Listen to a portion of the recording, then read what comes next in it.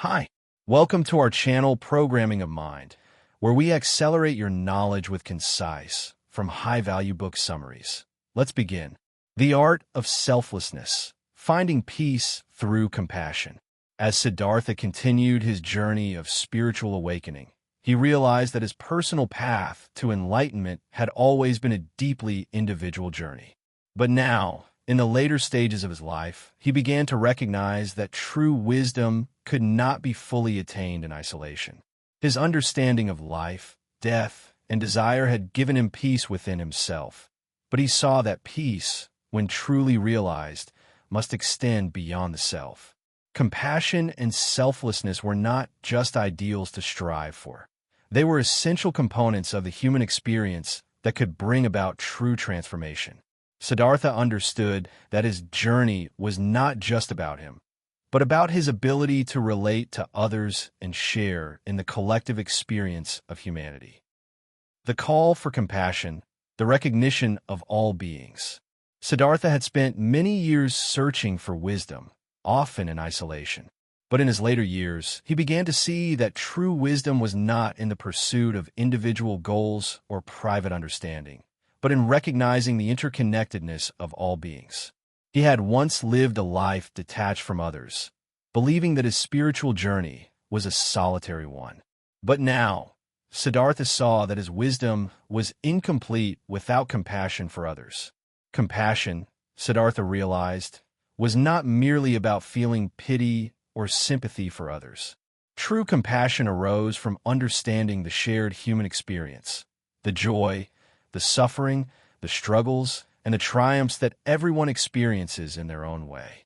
Siddhartha began to see all people, not as separate individuals with their own isolated lives, but as part of a greater whole. Every person, every being was interconnected, and the path to peace involved not just self-understanding, but a deep understanding of others. Siddhartha's compassion was not a charity of pity, nor was it a self-righteous form of helping others. It was a pure recognition of the inherent worth of every being, coupled with an understanding of their struggles. Siddhartha no longer saw people as obstacles to his own peace or as individuals he needed to separate from, but as fellow travelers on the same journey. His life had become one of active engagement with the world, not in judgment or separation, but in recognition and love. The teacher within, sharing wisdom through action. As Siddhartha grew older, he realized that the greatest way to share his wisdom was not through lecturing or preaching, but through his actions. He had always been a teacher in some sense, but now he understood that true teaching does not come through words, it comes through living. Siddhartha began to teach not through sermons, but through the example of his life. He did not need to explain the nature of compassion, for it was evident in the way he treated others.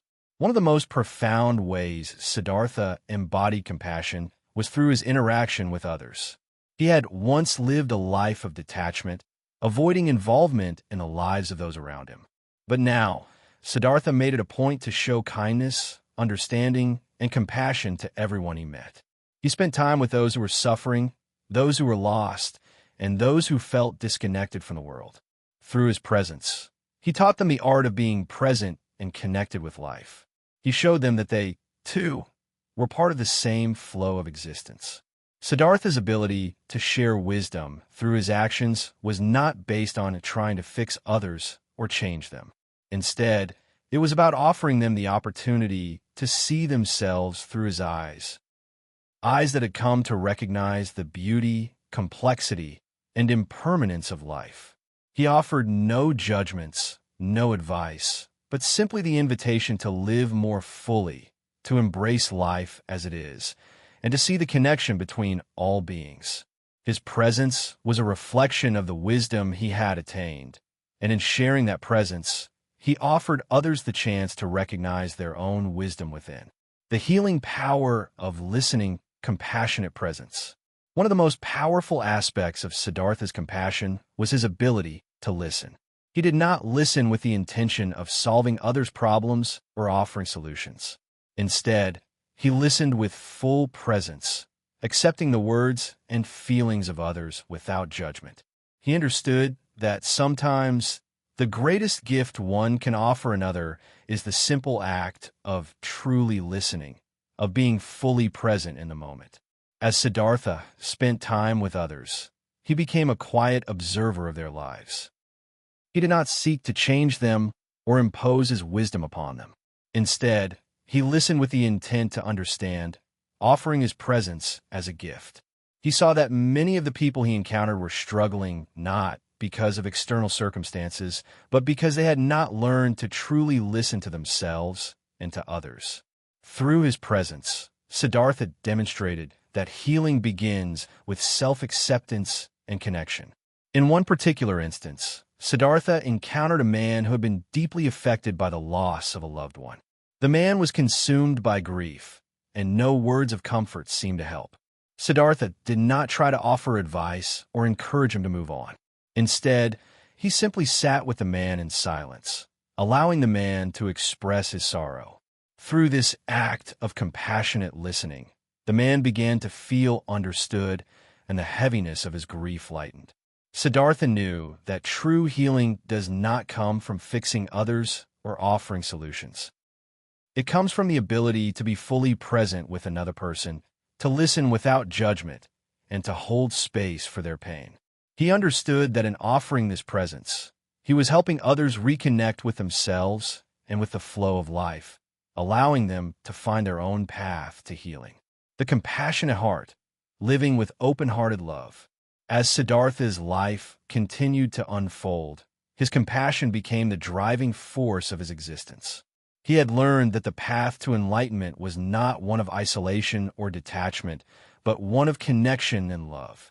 Siddhartha's understanding of love was not rooted in attachment or desire, but in a deep, open-hearted acceptance of others as they were. His love for others was unconditional, not bound by expectations or conditions. He loved not because of what others could give him, but because he saw the divine spark in every being, in every moment. Siddhartha no longer saw the world as something to be navigated or manipulated. He saw it as a space to be filled with love, compassion, and understanding. His compassion extended to every person, every creature, and every aspect of the world. He saw beauty in everything, from the smallest detail to the vastness of nature. His love was not a passive feeling, but an active force that radiated outward, touching everything in its path. He had learned that true peace is found not in the accumulation of personal wisdom or accomplishments, but in the willingness to open one's heart to others. A real-life parallel, compassionate leadership. Siddhartha's deep understanding of compassion can be seen in the lives of modern leaders who practice empathy and selflessness. For example, Maya, a successful business leader, had built a thriving company based on the principles of compassion and care for others. Rather than focusing solely on profits and productivity, Maya had always believed that the heart of any business was its people. She fostered a culture of understanding, where employees were encouraged to express themselves, share their struggles, and support one another. Maya's leadership style was not about commanding others or seeking personal recognition. It was about serving her team with empathy and compassion. She took the time to listen to her employees, understanding their needs and challenges. By creating an environment where people felt heard and valued, Maya empowered her team to do their best work. Through her compassionate leadership, she inspired others to live with the same sense of understanding and care. The essence of wisdom beyond the self. As Siddhartha's journey came to an end, he came to understand that wisdom, true wisdom, was not an accumulation of knowledge or spiritual insight. It was the ability to live fully in each moment, to accept life as it is, and to share that acceptance with others. Wisdom was not about detaching from the world, but about engaging with it fully, with love, compassion, and an open heart. Siddhartha had traveled far on his journey, from the wealth and privilege of his youth to the hardships of asceticism, to the realization that peace comes not from rejecting the world, but from embracing it. His wisdom was not theoretical, it was lived. He had learned that the key to wisdom was not in intellectual understanding, but in the ability to live with an open heart, to accept both joy and sorrow, and to love without attachment. A real-life parallel. The wisdom of living with compassion.